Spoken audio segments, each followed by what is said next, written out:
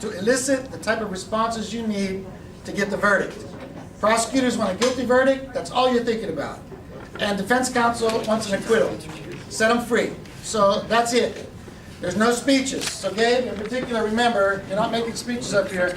You're just asking questions. That's your only weapon is your questions. And the questions have to be based on fact, from the text, and inferences. And there's some play in there. For our purposes, there's some play. Okay? But basically, the text is the source. The Common Core state standards require that you guys master the skill of producing evidence to support any kinds of academic claims that you make. Now, a claim means, as we've done during the year, you might identify a thesis in a nonfiction article. For example, the flight from conversation. What's the main point? Do you support it or oppose it? Identifying a theme in a work of literature. For example, in Romeo and Juliet, the chief theme that we're working on in this trial is that the blind hatred between these two families was a toxic situation for everyone in Verona. So we want anyone and everyone who's responsible for creating these 6 deaths to pay the price. So we've charged them with a variety of offenses. Each defendant will have a separate prosecutor. Each defendant will have a separate defense counsel. And we have one witness, Benvolio, that you may call. Now, getting back to the skills. These are the same skills you would use all through high school, not just for writing, for example, creating an argumentative essay, but they're the same skills you would use to master any subject matter. So if you're studying something in history or psychology, your job, again, is to understand the concept, understand the elements of the concept, be able to put them together, tear them apart. Okay? So that's fundamentally the academic rationale that underlines producing evidence from claims. And it's not just the Common Core state standards, but it's also California content standards. I'm going to read a short poem that we studied in our poetry section called Shoulders. And then when I'm done with Shoulders, we will go right to trial. Okay? All right, let me read the poem.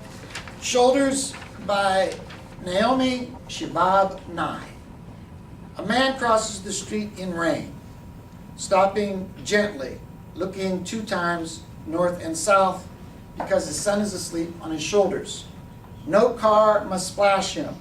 No car drive too near his shadow. This man carries the world's most sensitive cargo, but he's not marked. Nowhere does his jacket say fragile, handle with care. His ears fill up with breathing. He hears the hum of a boy's dream deep inside of him. We're not going to be able to live in this world if we're not willing to do what he's doing with one another. The road will only be wide. The rain will never stop falling. I think the poem kind of adequately addresses the theme in Romeo and Juliet because of this blind, uncontrolled hatred that existed and all the casualties of that type of hatred, with people not really concerned about each other, rather fight and negotiate. That's why we're at trial. We are now going to trial. Court is now in session. I need all the defendants to stand up and raise your right hand to take the oath. So please stand, defendants and Benvolio. Raise your right hand. Do you solemnly swear to tell the truth, the whole truth, and nothing but the truth, so help you God? I do? I do. Okay, please be seated. Okay, the state calls the first witness, Mr. Montague. Mr. Montague, would you come up, take the stand, please? And the prosecutor for Mr. Montague. Is it true that you hate the Capulets? Yes. Why? We've been enemies for years. Did you ever try to do anything to stop the feud between the 2 families? No. Do you think that you could have stopped it if you tried? Yes. So why didn't you ever take action to try and stop it? I don't believe the Capulets would have accepted my idea. Defense counsel for Mr. Montague. Did you feel that you were being attacked by the Capulets? Yes. Do you feel it was the right choice to attack the Capulets back? Yes. Why do you believe? The reason why is because I want to defend my family. What about Romeo? Do you care about him? Yes, I love him with all my heart. Would you have wanted the best for him? Yes, I've always wanted the best for him. Further questions? Okay, thank you, counsel. You can take your seats. Has the jury reached a verdict on Mr. Capulet? Okay, looks like unanimous, not guilty. Very good, very good. All right. Mr. Capulet, is it true you hate the Montagues? Yes, Why? What happened? it's just a feud that our two families have. It's not really that I hate them alone. Could this dispute between your families be settled by reason?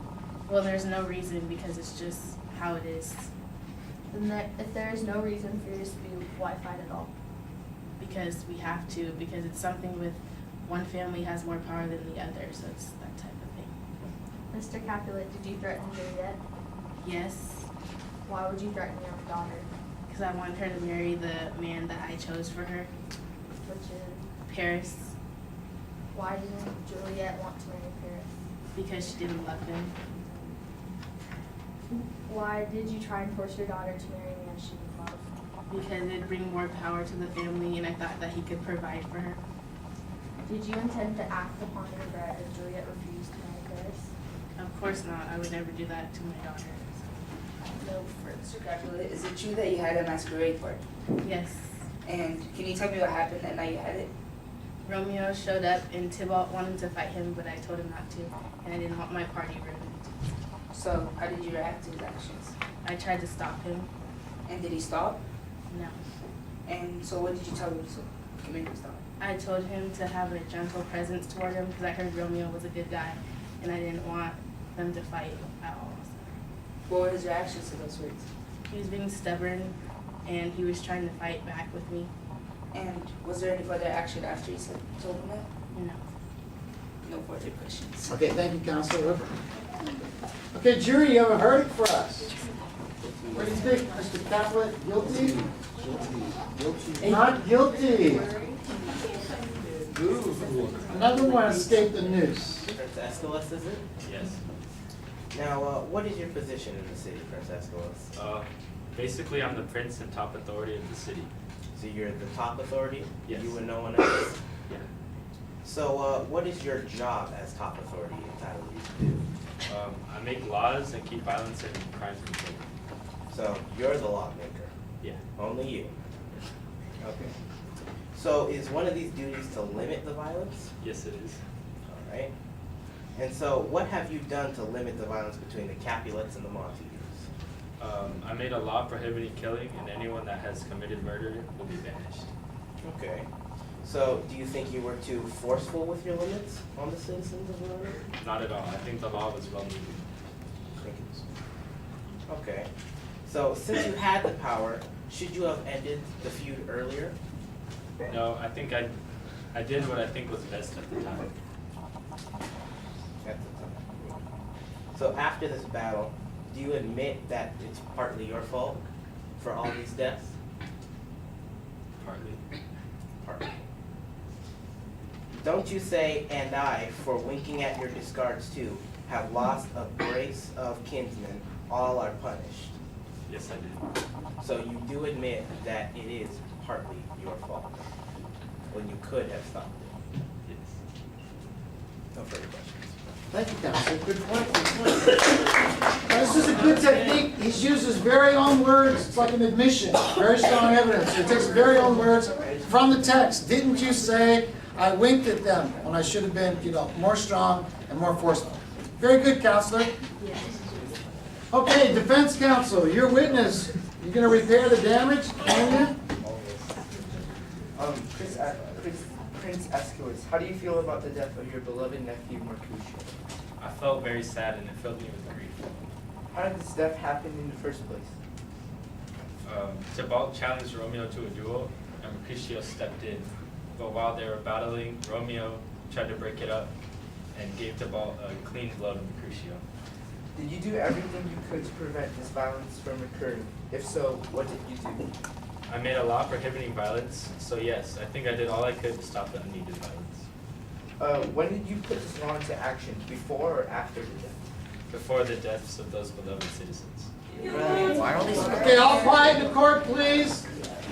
Romeo, will you take the stand? Thank you. Good afternoon. Good afternoon. You were in the town square on the day of Mercutio's death, correct? Yes. And Tybalt wanted to fight you? Yes. He wanted to fight you because you intruded on the Capulets' park, am I right? My friends convinced me to go, so yes. When Tybalt and Mercutio were fighting, you tried to stop it, didn't you? Yes, I did. Can I have Mercutio and Tybalt and Romeo please demonstrate? Break them apart like you did. And didn't. Bada bing. Yeah. Okay, thank you very much. Proceed, Counselor. When you came between Tybalt and Mercutio, wasn't Tybalt able to stab Mercutio under your arm?